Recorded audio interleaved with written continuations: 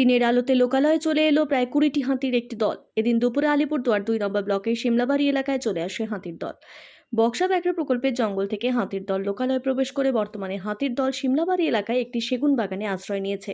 ঘটনাস্থলে বন দফতরের আধিকারিকরা এবং বনকর্মীরা পৌঁছেছে। এছাড়া শামুকতলা থানা থেকে পুলিশে পৌঁছেছে।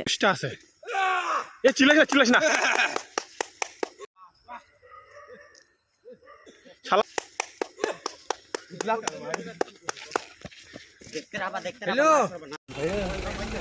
আর তো রাখাও না যেটা বলছো না বসো না এই গাড়ি আগাও